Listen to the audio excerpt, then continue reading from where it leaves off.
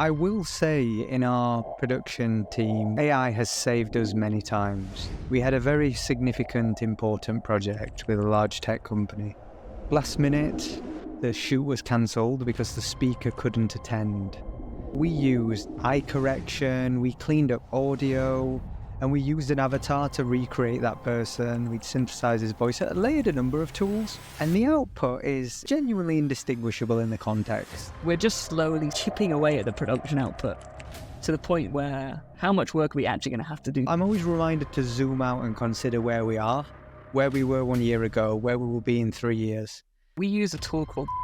What we're now able to do with this tool is half a day to a day at the click of a button. And there is no manual work whatsoever. Today. In this week's Memes and Machines, we dive into an unfamiliar, uncharted territory. AI. How is Catty using AI at Third Web? How is he using automation agents to take a task that would take a full day? Only a few minutes. We go into the specifics. We talk about brands that lean into Brandter. That's brand banter. And there is a third wave of Brandter, which is imitation marketing, reacting to cult moments. We dive into April Fools. I got fooled, and I didn't even know it. And finally, we talk about B2B service marketing in the context of agencies. Why do so many marketing companies that claim to be great at marketing do really bad marketing for themselves? We dive into the topic. And Catman, final words. Should you, as a brand, do an April Fool's trick every year? We answer the age-old question. Boom, I did not fall for it either. I didn't fall. I was joking with you. I was doing it for camera. Catman, it's good to see you. Where is my Easter egg? I haven't been feeling very, very Eastery this week in the US. It doesn't seem to be as much of a celebration as it is over in the UK. So, sorry about that, mate. So you haven't overindulged in chocolate, gained a few pounds, and had a lazy weekend then? No, I overindulged in Guinness, but that wasn't Easter related. Unrelated, completely.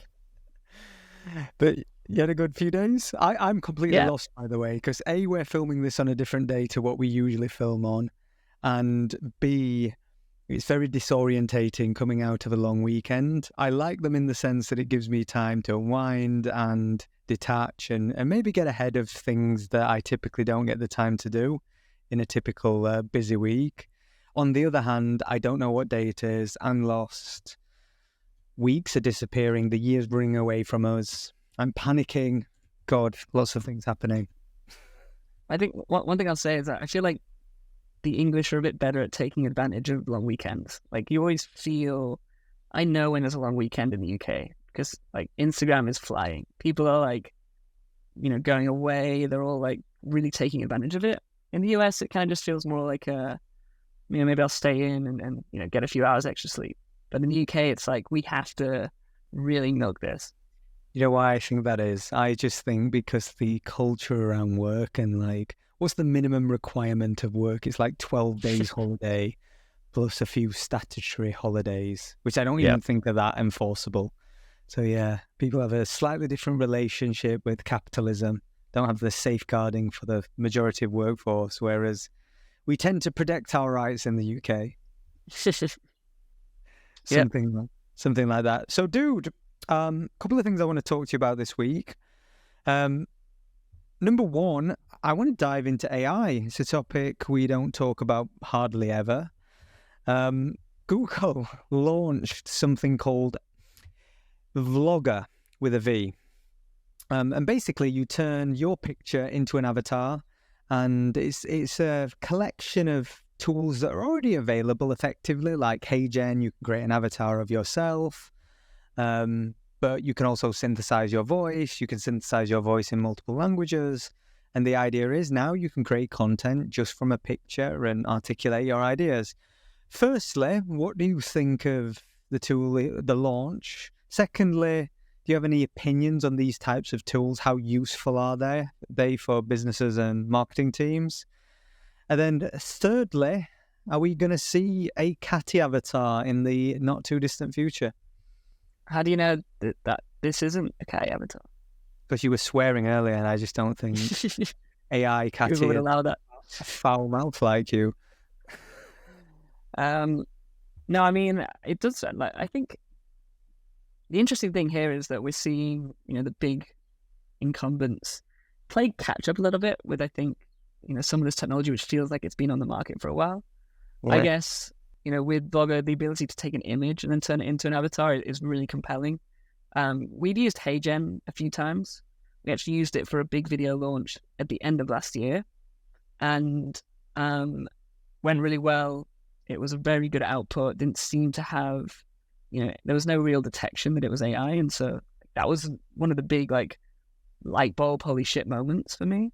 We actually then tried to use it again recently for a launch a few weeks ago, and we actually shot more video to give to HeyGen, and we tried to do a few a more almost more give it more data points to try and produce a better output, and we actually got a much worse output, and we couldn't get HeyGen to produce something at the level that we had previously. But we didn't want to use the same thing, because then I think if people see the exact same outfit the exact same day, they're going to probably cut on a little bit.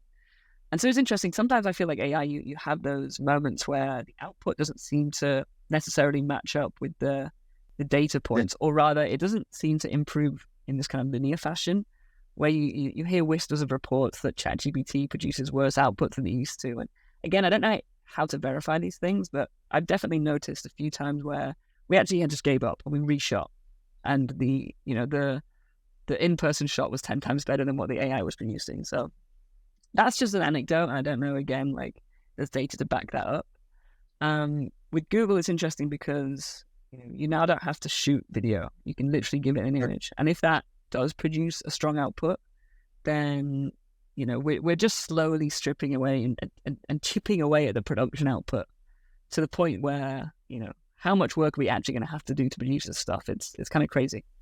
Yeah, I share the same sentiment. I will say in our production team, AI has saved us many times. We had a very significant, important project with a large tech company. Last minute, the shoot was cancelled because the speaker couldn't attend. Yeah. And during this, one of the speakers wasn't that we had, so we reformatted, figured it out. But one of the speakers that returned didn't deliver the takes that we needed. And you're on set and you're leaving a lot to chance. So we used eye correction, we cleaned up audio, we did so many post-production things that we couldn't have done a year ago after the fact. We even got to the point where one of the virtual attendees that we were recording had a corrupt file, and we were missing large chunks of the recordings and couldn't get access to them before the deadline, which this was a event that was launched and being played at an event. So we had a very fixed deadlines and a very tight timeline, and we used an avatar to recreate that person. We'd synthesize his voice. It layered a number of tools. And the output is genuinely indistinguishable in the context.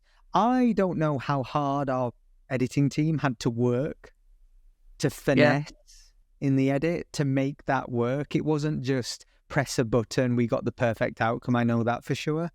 But what I will say is what we are capable of doing now in post-production is truly phenomenal. And I'm always reminded, even through moments of frustration where outcomes aren't quite as good, or the image isn't perfect, or it seems to have regressed, I'm always reminded to zoom out and consider where we are, where we were 1 year ago, where we will be in 3 years.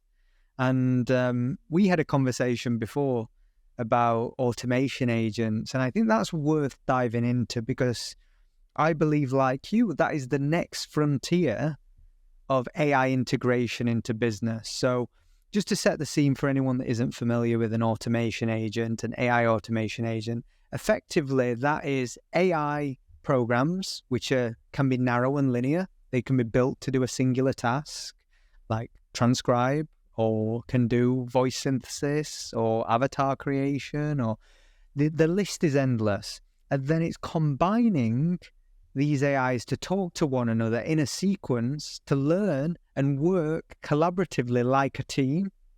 And you build these automation agent stacks that can now go from end-to-end input and deliver remarkable outcomes. And it's very nascent and very early, but how are you using, because I know you're at the frontier of integrating this into your creative workflow. Give us some examples of how you're using it and where your mind goes if we fast track 2 years from now.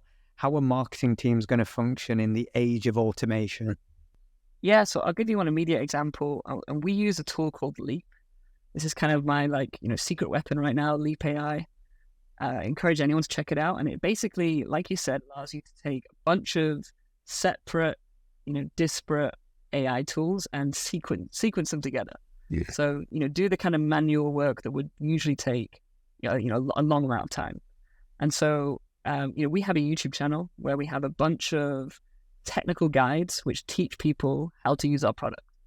But previously, if we wanted to take one of those videos and then create a written guide for that, someone would have to watch through the video. They might have to, scroll through it. They'd find the right screenshots and piece it all together.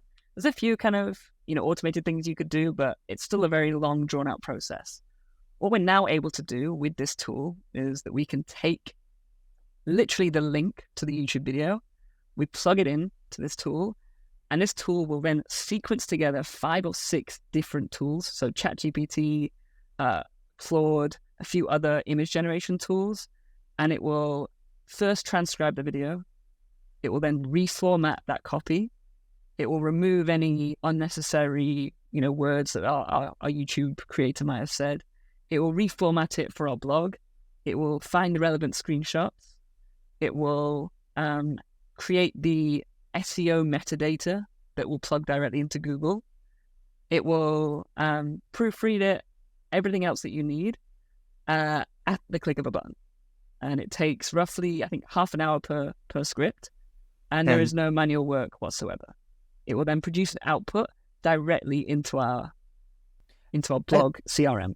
And to give me context, that entire process, how many people would typically be involved and how much work is involved in what is now a 30-minute process? Yeah, so I mean, like one person, right? But it's going to take them half a day to a day to do that.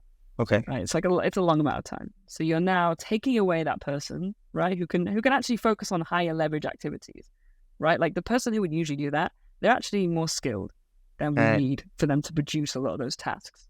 Actually, the content we have there is already being created, right? So this is a really interesting part of AI that isn't replacing human ingenuity or creativity.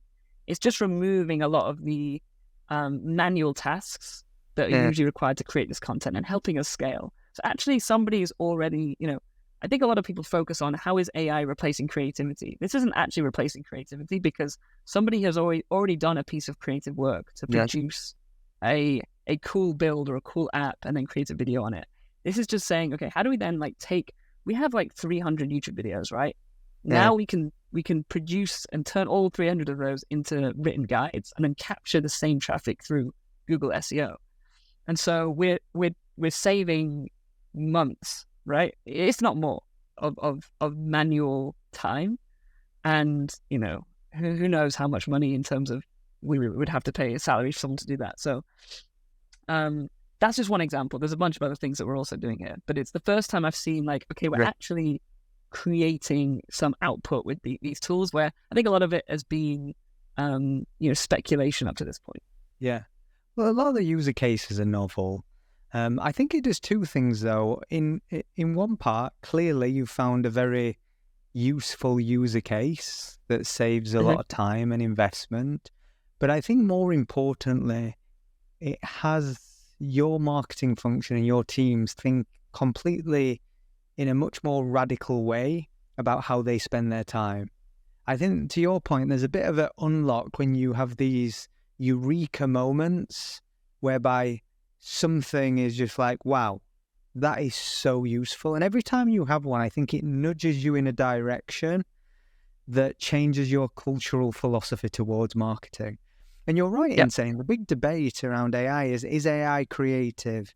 And it all stems from your definition of creativity. And whichever side of the fence, whether you're skeptical, whether you believe, the outputs are rubbish or whatever, what is undeniable is this technology can radically augment what you already currently do. In the same way, search created order on the internet and gave everyone access to the world's information to make them better at whatever it is they want to do, whether that's finding a restaurant, all the way through to educating themselves on any given topic, right? Now we're layering this new layer of AI innovations that, again, are just augmenting in this very, very radical way. I'm excited, and I'm seeing firsthand that our biggest adoptions have largely been in our post-production efforts. They've been a huge value add. We're starting to play with how they're influencing and supporting our strategic and insight work. I actually think the biggest unlock, and we're not there yet, is stringing together very thoughtful roadmaps for automation agents working together, to your point, to free up people's time to do high-value tasks, or not only high-value, fulfilling tasks. My only, I suppose, cautionary tale within all this is capitalism and incentives that support businesses tend to have a very strong pull towards, if you create space within your day, it's not necessarily going to be filled with fulfilling work. I think companies have a habit of either deciding to use it as a cost-saving measure, which has a consequence and a risk, or decide to fill that up with some other useless nonsense that gets involved with filling up time. It's the classic, are we just going to be a bunch of people that could technically all work 2 hours, but we all end up working eight plus anyway, just for the appearance of being busy? It's a very strange time in history what we're going to go through, I think.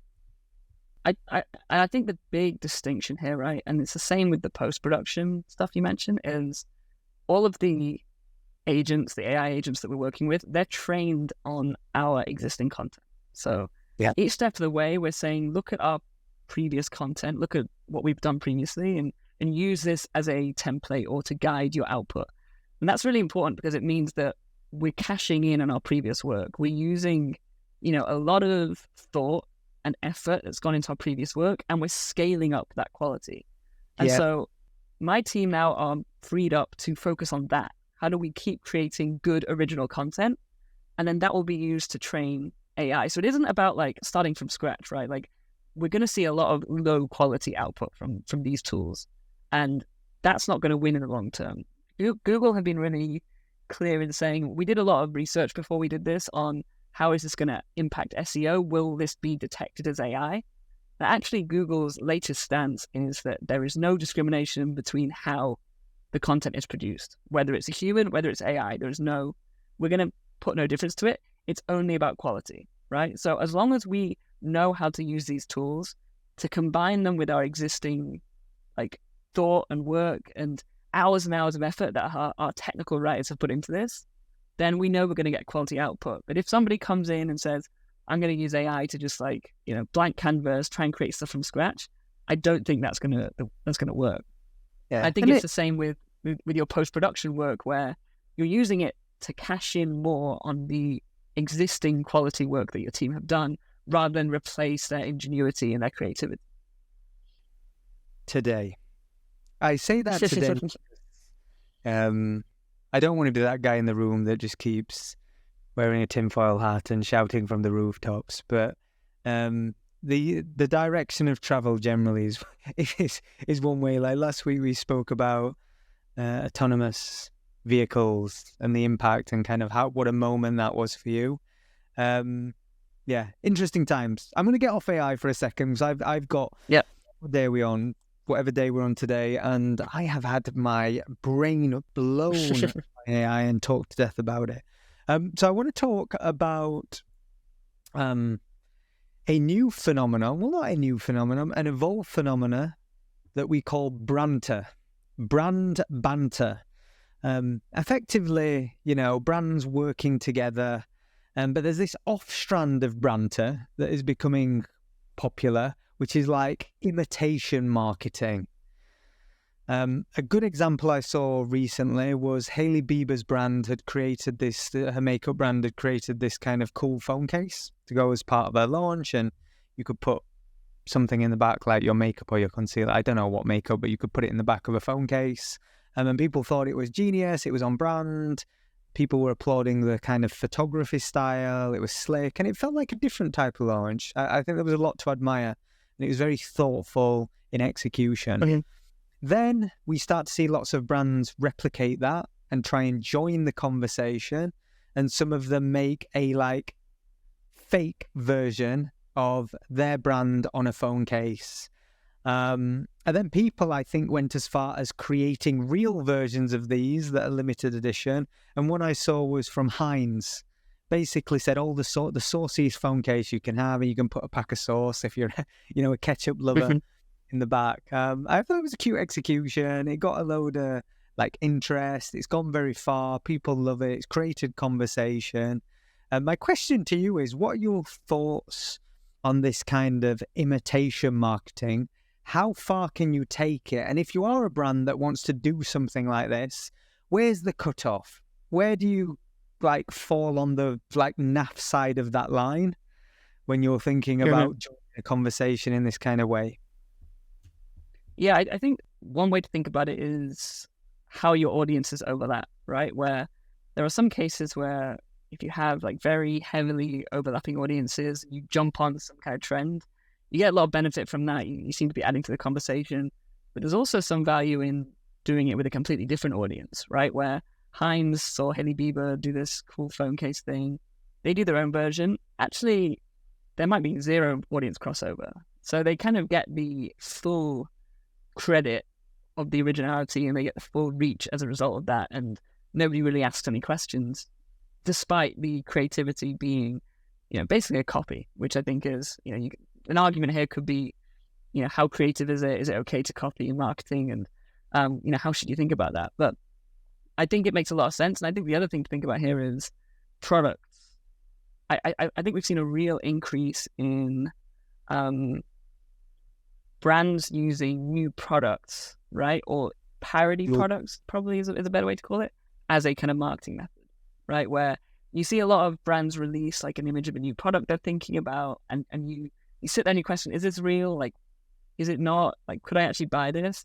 I think a lot of it is the kind of, mischief, the product studio. I think they've driven a lot of this trend where this kind of, consumerism as a product. And yeah, I think brands jumping on it is really smart, because you get the super fans sharing it, saying, I would actually be interested in buying this, right? So you get that natural conversation as a result. I think it only works with companies and brands that have a part of the cultural zeitgeist and kind of have already earned the authority. And I agree, it's a really creative way for them to introduce or show up in to new audiences and leverage the collective voice of the super fan. However, I think there is a cautionary tale when you think of the majority of companies aren't these legacy brands that have decades and upon decades of cultural cachet to leverage. They can make it work. I'm not sure the average business brand in the street that's trying to make its name in the world. You're probably better playing find a unique voice that the internet loves, like a Duolingo or a Ryanair. I think that form of Brandter imitation, that high level of self-awareness, that tripling down on a specific tone of voice the world loves. Just on that point, it was really interesting of brands earning the authority to do different things. We don't know what's real or fake anymore, but I saw that Duolingo now have a musical, and it said it was a 4-hour musical where you can learn a language, and it's basically Owl on Ice. And I was like, this is fantastic. Is it real? I think it was. Is it a one-off show? Is it touring? I didn't go as far as clicking on the ticket office link. Do you know what date it was yesterday, Al? Did I get hoodwinked? No, it seems to. What day is it today? What day is it today? Well, all right. April 2nd. Point taken.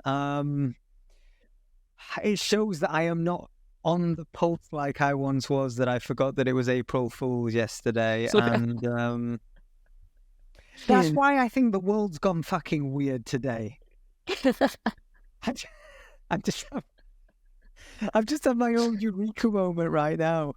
All right, forget that. Squash that, Catty. This Brandter thing, I think it's we all need to fake. re-record. We need to re-record the episode. Yeah, Jane, can we just scrap the whole episode? No, I'm joking. But it is funny, right? Look, give me your take. April Fool's Day. Should brands join April Fools and compete? If you're going to do something good, clearly that speaks to the gullible and wins me over, I'm talking about it. Job done. Yeah. I think, I think we're past, I really felt this year we're past peak April Fools. It definitely felt there was this a lot of conversation of people being like, we're sick of this. Like, is this fun anymore? And now I saw a CMO post about how, I think they were of a watch brand, and last year they did a watch that every single point on the watch just said, I'm late. And it was like I'm late watch, right? And people loved it. People respond to it really well. And so much so that they actually built the watch and sold it. And it was like this great moment. He then tweeted this year, he said, I didn't have any good ideas this year, so we didn't do one. I just thought that's great. Like, you know what I mean? It's just such a 100%. And he just said, look, we're not going to force it. Like, these moments when they feel right, when they really pop, it makes sense. And if not, you don't need to do it. And I think it's this kind of like, when we've obviously been in the in the agency world where we've had like 10 different clients that we're doing social media strategies for, man, the lead up to April Fool's is chaos because you've got like 10 different fake products that you have to think of. And it really feels like this box ticking exercise. And I think this is the year where brands are starting to realize, look, if we have an amazing A+ idea, let's go with it. If not, well, let's just focus on something else, because otherwise you're using an immense amount of resource to tick a box. I am conflicted because on one hand, I agree with you. I think brands, if you don't have something great to say, don't say it. If you don't have a great idea to put into the world, don't do it. We have enough mundane, uninteresting, ubiquitous marketing content. Our feeds are filled with them, right? We don't need to add to the noise. So I agree with you. However, selfishly, it's the one time of year, maybe with a handful of others, where agencies get to be completely unhinged and get to like really let out their dark side and start to be a bit more playful. And there's something about just these moments that are just novel, fun, relatively low investment in terms, but they're kind of fun to be a part of. So yeah, I'm conflicted for those reasons, but overall, I think I agree with you. Nice. Well, I love that you were hoodwinked by one of the. Well, you know what? What you should do as a brand, I'm going to give you a top tip. Go out on April Fools, do the thing that you really want to do, but you dare not do. Drop it and see how the world responds. And if it's real and it works, you've got your perfect cover, your perfect excuse to go ahead. If it backfires, April Fools, baby. April Fools. Yeah. You can get away with murder. One thing I learned was that Gmail was launched on April Fools 20 years ago or so. And many people, believed it was a joke. Like Google releasing an email client. I think because there were so few email clients back then. And I think that was a deliberate strategy to kind of make people question it. And then obviously now it's become one of the, the most widely used products in the world. There you go. I feel like that's marketing folklore, the retrospective story we tell you to add genius to a launch. But maybe. I don't know. I'm a bit skeptical this week with all this fake. I think we're all getting more skeptical. And, we spoke about trust last week. I wanted to get your take. I've been doing an exercise for Flight Story, just looking at our overall positioning. And as part of that, I was really curious to what agencies are out there and how they're describing themselves. And what I've come to learn is all agencies pretty much do the same thing under a given vertical. And that's because marketing can only do a few things. It can build your brand, your reputation, your image. It can help you grow. And as a consequence of having a brand and growing, you can create an immense amount of value, and it's an incredibly important aspect of business, the ecosystem that supports it. And there are a million different variables that influence people and so on. And this is what makes our job fun. We have to get creative about how we think about every aspect of these many choices that we have at any given day. However, agencies kind of do the same things. Most of us do a form of strategy, planning, thinking. We should add intention to our work, so good companies stay have great strategy. Mm-hmm. The other is creative. We do various forms of creative, whether that's campaigns, big activations, out of home, you name it. And then we do distribution, and that can be earned distribution, comms, media, partnerships, influencers, paid media, digital, TV, out of home, you name it. We do distribution. So we all kind of do the same things. One thing that stood out to me is agencies that really seem to have a reputation do one thing very well. They find a way to make ubiquitous services sound interesting, unique, and distinctive. And it got me thinking a lot about how do you use words, pictures, and all of our tools to just be really distinctive, and specifically words and copy, because I think it matters. And it becomes ownable.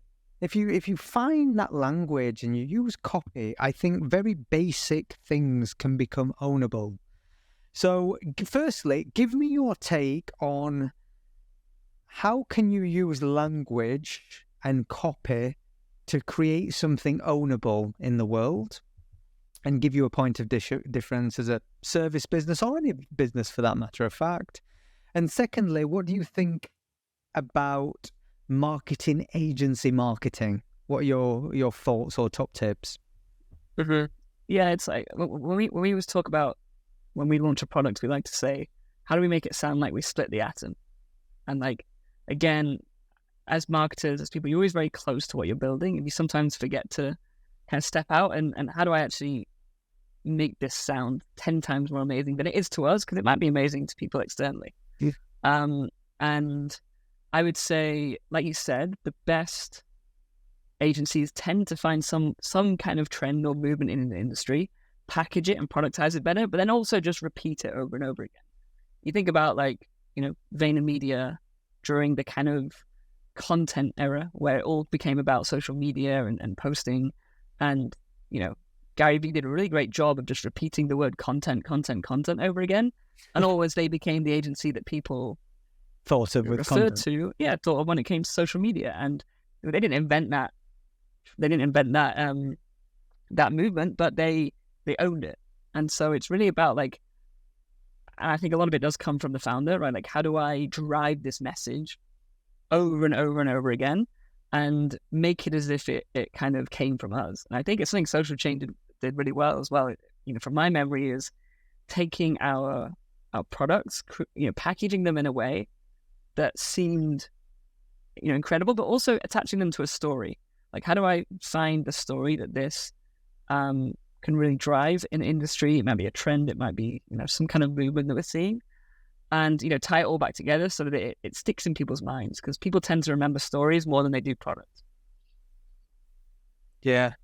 I think it's something we got wrong in Flight Story, and I'm going to say our first 12 months was a bit of an identity crisis, where we resisted admitting to being an agency and, pursued very specific niche user cases for marketing, taking what we're good at and applying it. And then we started to broaden. I think we went a little too broad.